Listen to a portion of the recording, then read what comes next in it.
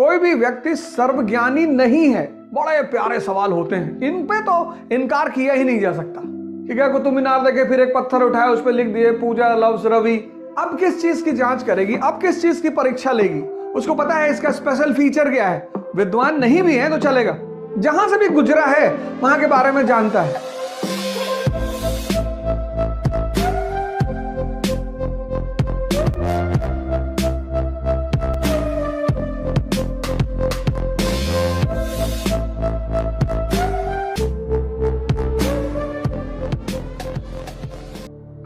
Interview का जो दौर होता है, मतलब इंटरव्यू का जो फेस है वो बहुत क्रूशियल फेस होता है। बहुत बहुत क्रूशियल, सेंसिटिव और सरल, 3 शब्द का इस्तेमाल मैं कर रहा हूं।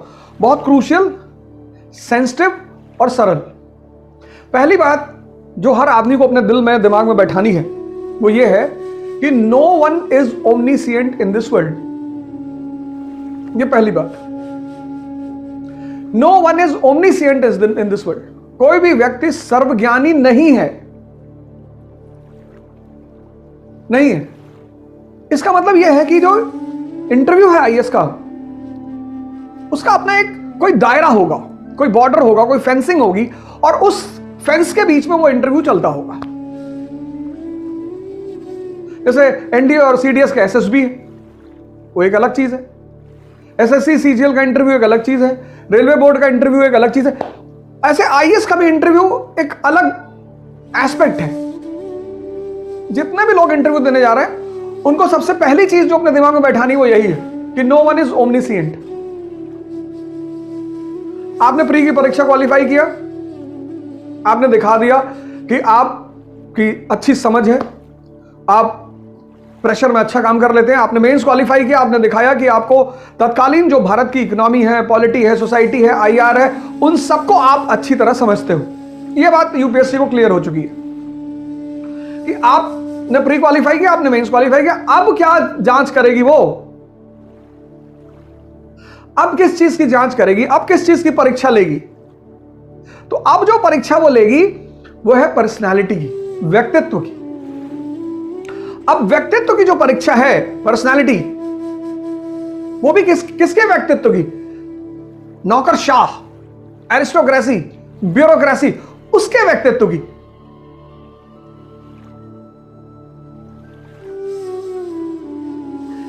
आईएएस का इंटरव्यू किसकी परीक्षा? व्यक्तित्व, पर्सनालिटी। किसका पर्सनालिटी? ब्यूरोक्रेट्स की। तो पहला पहलू क्या होगा?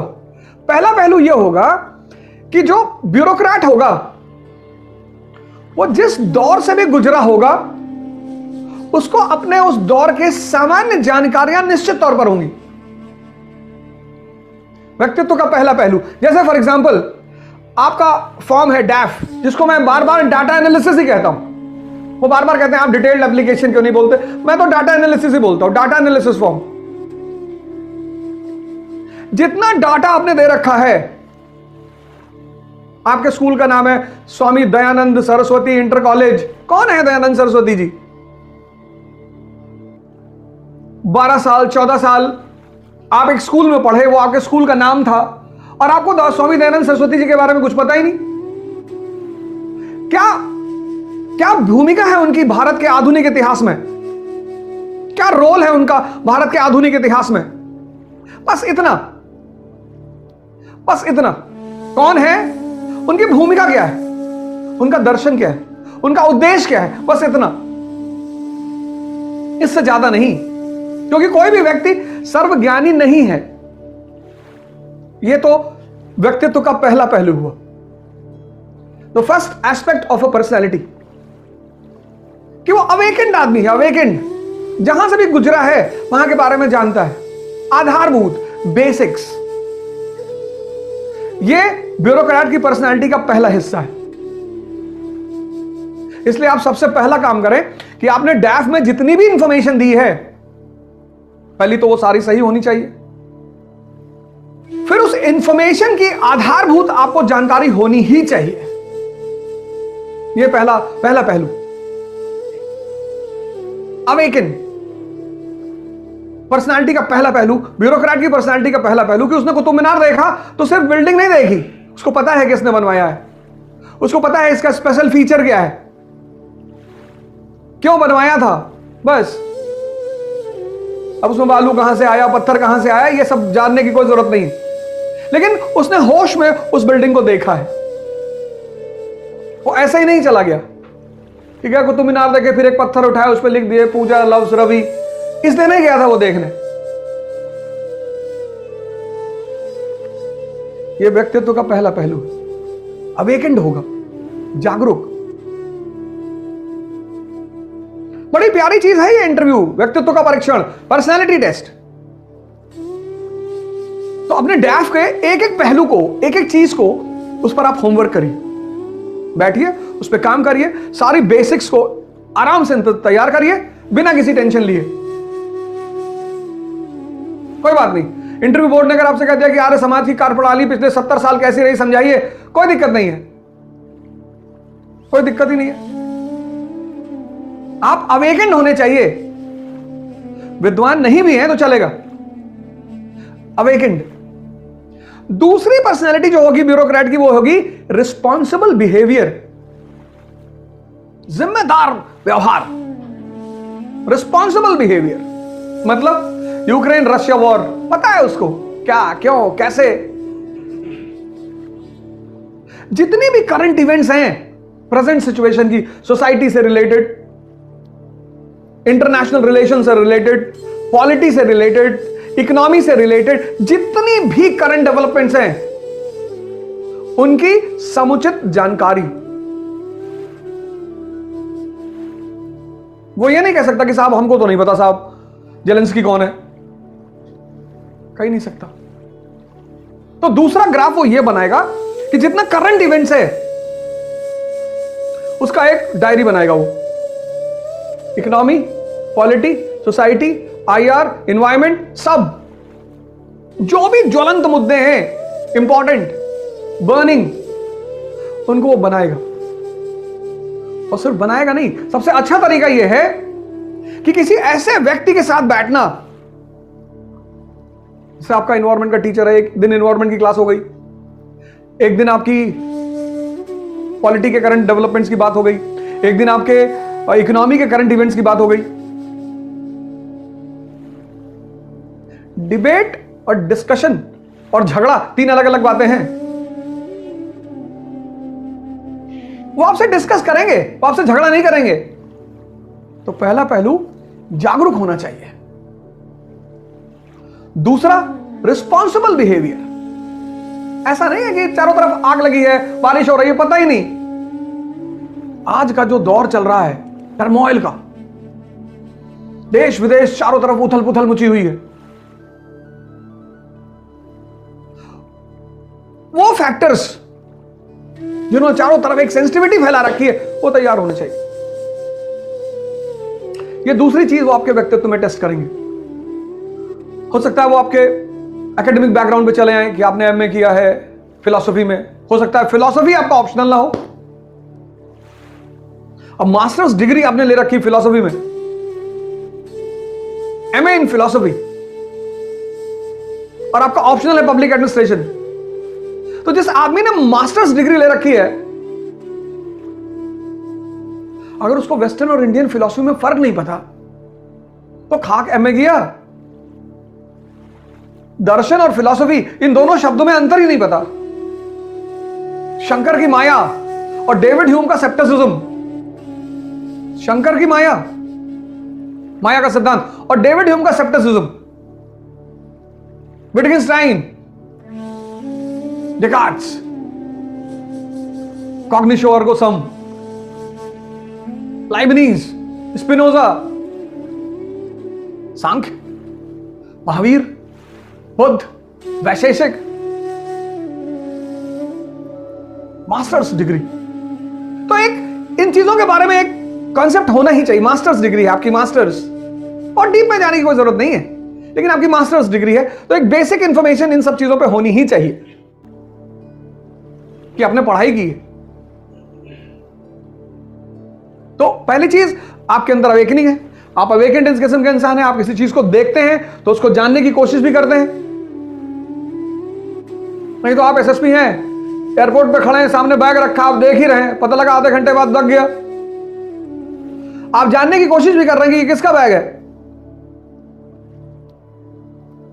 दो चीज हो गई। तीसरी चीज जो आपके व्यक्तित्व में होनी चाहिए वो है आपकी समझदारी, आपकी सोच। और वो चीज निकल कर आएगी ओपिनियन बेस्ड सवालों पे। बड़े प्यारे सवाल होते हैं, इन पे तो इनकार किया ही नहीं जा सकता। उन्होंने आपसे पूछ लिया वेटिकन स्टैंड के बारे में, आपने कहा साहब इस वक्त तो साहब सर याद नहीं है sir, I am unable to recall sir, but I will find out sir. पर ओपिनियन बेस्ड जो क्वेश्चन होते हैं, ओपिनियन सबसे प्यारे क्वेश्चन होते हैं इंटरव्यू बोर्ड के। और ओपिनियन बेस्ड क्वेश्चनों पर अगर आपने बोर्ड को संतुष्ट कर दिया तो इंटरव्यू आपका। क्योंकि वो लोग जो आपके सामने बैठे हैं, सेवा कर चुके हैं, मैच्योर हैं, अगर वो आपके जवाबों से सहमत हो गए, बड़ी बात है। और व्यक्तित्व का सबसे बड़ा हिस्सा, अब जैसे उस वही बात चल रही है समझदारी और सोच की, ओपिनियन बेस्ड क्वेश्चन की, बड़े सारे मुद्दे हैं। यूनिफॉर्म सिविल कोड आ रहा है, आपको क्या मतलब है, लगना चाहिए? आपकी क्या राय है? आप समाज में बाहर जाएंगे तो इस क्वेश्चन के आंसर हिंदू के लिए अलग हो सकता है, मुसलमान के लिए अलग हो सकता है। आप ब्यूरोक्रेट हैं, आपको देश चलाना है। आपको ना तो हिंदू को खुश रखना है, ना मुसलमान को खुश रखना है, ना दोनों को दुखी रखना है, आपको देश चलाना है। Opinion based questions. तो पहला टेस्ट व्यक्तित्व का होता है। व्यक्तित्व का जो टेस्ट है उसमें पहला टेस्ट होता है किसका? अवेयरनेस का, अवेकनिंग का। दूसरा टेस्ट रिस्पॉन्सिबिलिटी का, रिस्पॉन्सिबल बिहेवियर का। तीसरा टेस्ट समझ का, सोच का। और चौथा व्यक्तित्व का एक बड़ा अहम पहलू, किसी के सामने कुछ कंडीशन क्रिएट कर दो, सिचुएशन क्रिएट कर दो, और फिर देखो कि वो सिचुएशन से कैसे बाहर निकलता है।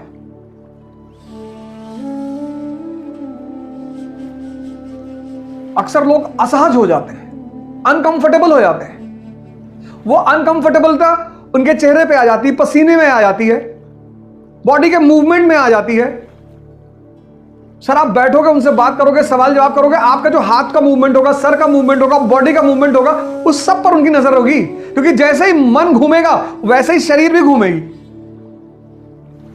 यह व्यक्तित्व का एक बहुत अहम पहलू होता है। परिस्थिति में व्यक्ति का बिहेवियर, ये चार पहलू हैं व्यक्तित्व के जिनका आपका जांच होगा। टेंशन की कोई दिक्कत नहीं, परेशान होने की कोई जरूरत नहीं, आप कोई जरूरत नहीं। एक लाइन दिमाग में रखनी है, no one is omniscient in this world. लेकिन इन चार चीजों पर नजर रखनी है, इसको चेक करना है। अगर कहीं थोड़ा सा 19-20 है तो उसको इंप्रूव करना है। क्योंकि ऐसा तो होगा ही नहीं कि आपके अंदर कुछ ना हो। आपने मेंस क्वालिफाई किया, आप बहुत धनी आदमी। आईएएस का मेंस क्वालिफाई करना ही बहुत बड़ी उपलब्धि है दुनिया में, भारत में नहीं, दुनिया में। और पहली बार इकरा इंटरव्यू गाइडेंस का प्रोग्राम करने जा रही है। अब इस गाइडेंस प्रोग्राम में हमारी आपसे मुलाकात होगी पर्सनालिटी को लेकर, व्यक्तित्व के इन चार पहलुओं को चेक को लेकर। मॉक इंटरव्यूज होंगे by retired IAS officers, senior faculties. फिर interaction, 1-to-1 interaction with serving officers, जो अभी पिछले 1-2 साल में सेलेक्ट हुए हैं और जॉब कर रहे हैं, सर्व कर रहे हैं, उनसे आपका इंटरैक्शन। तो पर्सनालिटी को लेकर आपकी मुलाकात हमसे होगी। मॉक इंटरव्यूज में आपको सीनियर ऑफिसर्स मिलेंगे, रिटायर्ड ऑफिसर्स मिलेंगे, सीनियर फैकल्टीज मिलेंगी, और इंटरैक्शन में आपको मिलेंगे सर्विंग ऑफिसर्स। पुणे में इसकी पहली डेट है 28 दिसंबर 2022। ये 28 दिसंबर पुणे में इकरा के ऑफिस पे 28 दिसंबर 2022 को इसका सेशन होगा। मैं आपको पुणे में मिलूंगा 28 दिसंबर को। दिल्ली में 22 and 29 January, JP Siddharth hotel Delhi. इसके लिए आपको एक छोटी सी फॉर्मल प्रक्रिया करनी पड़ेगी। इकरा में ऑनलाइन रजिस्ट्रेशन करा लीजिए। जो भी लोग पुणे में मिलना चाहते हैं, दिल्ली में मिलना चाहते हैं, वो सारे लोग ऑनलाइन रजिस्टर करा लें। और ये पूरा प्रोग्राम फ्री है, इसकी कोई फीस नहीं है, ये पूरा प्रोग्राम फ्री है। लेकिन आपको प्रोग्राम में आने से पहले ऑनलाइन रजिस्टर कराना पड़ेगा, रजिस्ट्रेशन कराना पड़ेगा इकरा की ऑफिशियल वेबसाइट पे। एक बार फिर से आपको congratulations, best of luck, thank you, जय हिंद।